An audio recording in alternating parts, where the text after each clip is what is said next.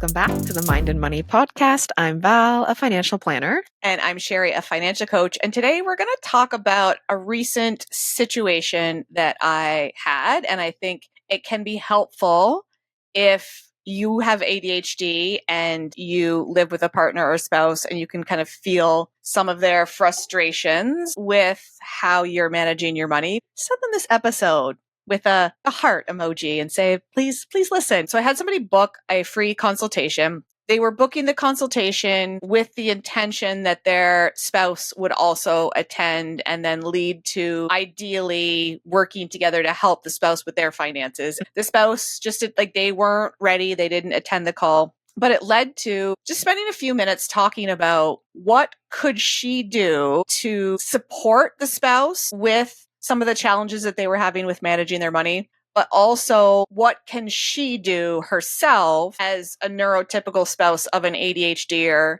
to kind of mitigate some of the financial stress and maybe burden's not the right word, but of being in that situation. I just thought it was a really great conversation and I wanted to share that with you guys today. And hopefully this gets to the neurotypicals with ADHD partners. And one of the biggest things is they are in a situation where they have their finances separate. And this is going to be different wherever you live. And depending on the relationship. But it does mitigate your risk in a lot of areas of the world to not combine finances and not ever be listed on their debts or their credit cards. So then it does give you some separation. Not everywhere. Some places you're going to be liable for their debt no matter what if something happens to them and they're not able to pay because you're married. But it does make it harder having them separate but not being on the same page in terms of building together.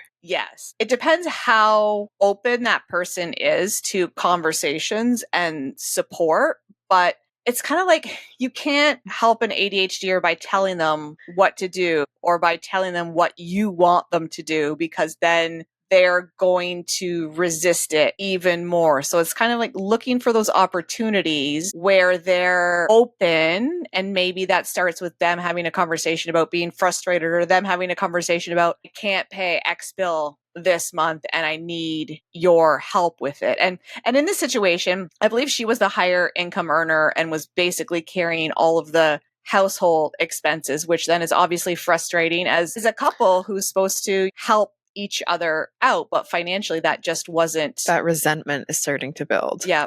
And that was the big thing too, is like, how do we have things in place so that resentment doesn't build? Because we've seen the statistics on how much of an impact money has on relationship breakdowns and divorce and all of those things. And the reality probably is that if you have a partner and you're on the complete opposite page financially, it could be a slow walk towards the breakup or divorce. So it's like, what can you do to turn that around? And dealing with the resentment is a big part of it. And I think just switching your reality to being your actual reality in your mind versus what you want to be the reality. So in this situation, I believe, we didn't look at her money and break it down, but I believe she was able to financially carry the household. Right.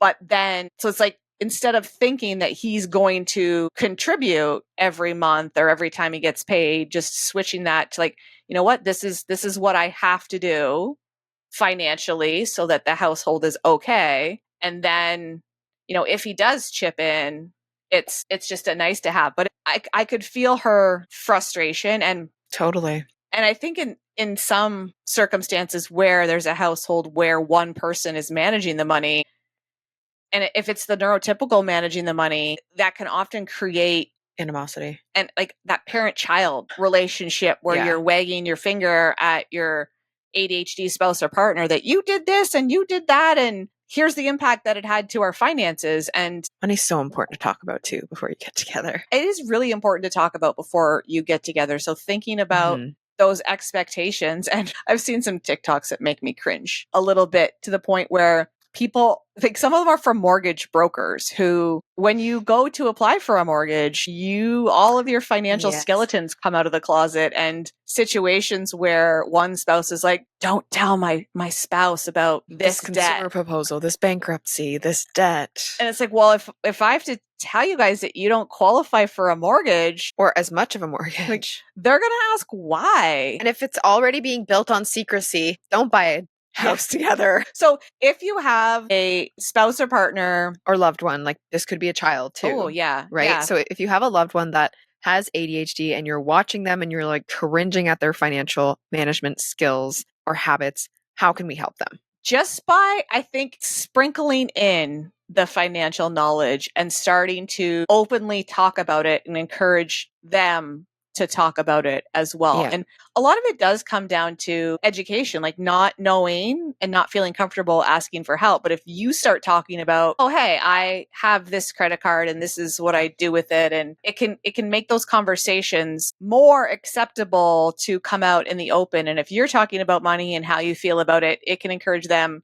to talk about it too. But if you're talking about healthy habits or things that you do, that can also get the gears turning in their brains, because it's like, oh, I didn't realize that there are people that pay off their credit card every month and don't carry debt, or that there's people that don't use credit cards. And I think that's one way, especially if it's a young person in your life, if they have a credit card, really talking about best practices in using it and encouraging them to keep a low limit or to not use it or avoid credit cards altogether, because it can definitely be a challenge when it comes to, getting into trouble and spending money we don't have. Is a credit card that leads lots of ADHD folks to future debt. And yeah, it's just support them, encourage them. And ask if they want you to lean in. Like, do they want to share it with you so you can help them?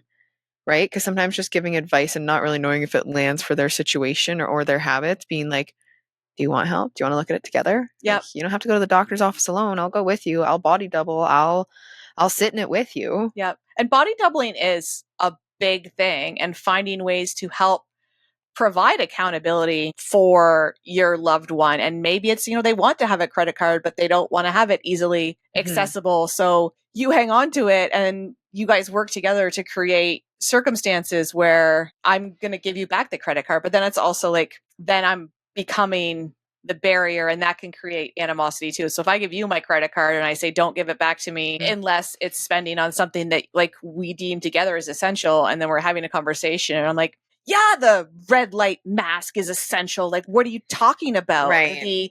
The Starbucks gift card is essential. So it then can create tension. So it's figuring out what's going to work to help you support them. But the body doubling could be a big one. Like, hey, I look at my finances every Friday and I do it at this time. And whether that's virtual or in person, do you want to spend half an hour together every Friday and work on our finances together and track where our money went and make sure that we've got enough money to get us till next payday or the end of the month? And I think this bleeds into a lot into just in life. If you are a neurotypical who lives with somebody who has ADHD, what ways can you support them and how can you kind of fill in those gaps? Like a big one in my household is that my husband is predominantly the putter aware of leftovers after dinner because I forget. And there have been times when, and usually it's like I cook, you put away, or you do the dishes, but it's like it doesn't really matter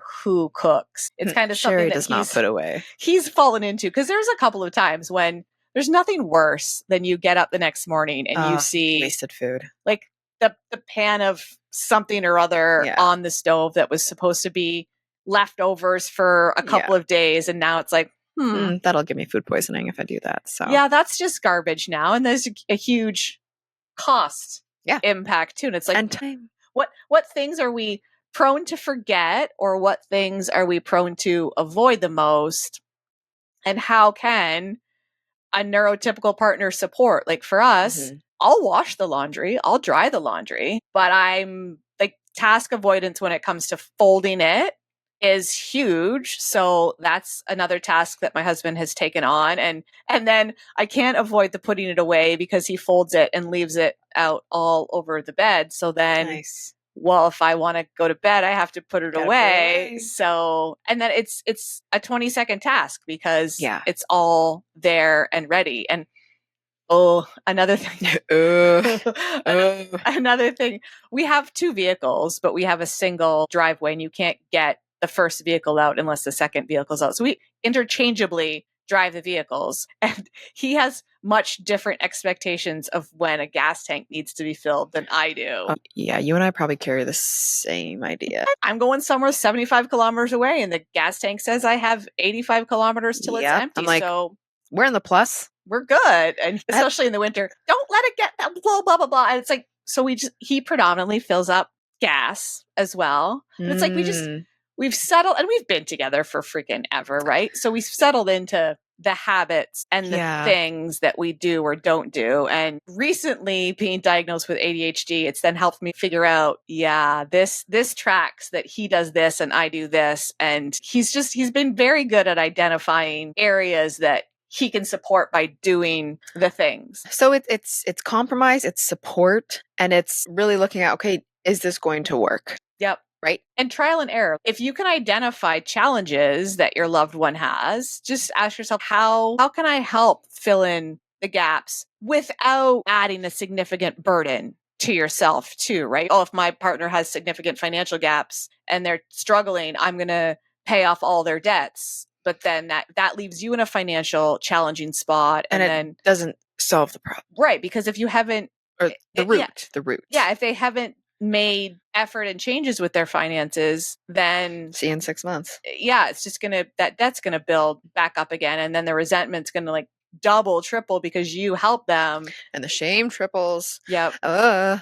Yeah. Just lean in and try and tiptoe into support and not pushing too much, and helping without burdening yourself is really the key. And then also, this is not something I necessarily wanted to mention, but like, when is it too much for you? Like, when is it such a mental, physical burden on you that it's time to take a break and step away and like give space and really reevaluate. Yep. Yeah, it's heavy and it's hard, but if it's causing you financial burden and mental burden. If this is the trend, if you just keep in it, it's heavy and it's hard, but this is just going to keep happening. You like plateau for a second.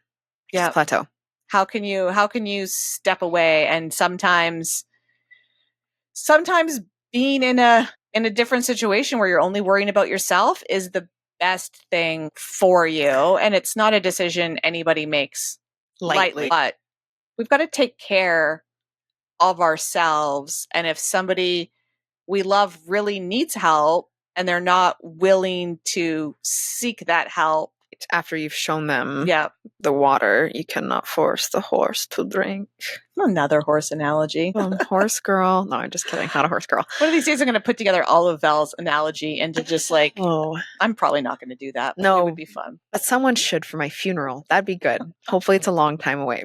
Yeah, hopefully it's a long time. AI by that point will probably listen for my voice, hear this, and then just do it for me. They'll like send it to the spaceship. We're probably close to that. Anyway, so this has been a bit of a heavy topic, but definitely one that needed to be shared. So we are glad you've been here. And if you have an ADHDer in your life who's got some financial challenges, send them a link to our podcast. We've got lots of episodes that can help them, specifically the one on ADHD and budgeting, and a recent one on getting out of the paycheck to paycheck lifestyle, which could also significantly help them. So, and we love you for being loving to them. Yes. It's great to have people in our lives that want to support us. Yes. Yeah. So thanks for being here, and we can't wait to see you next time on the Mind and Money Podcast.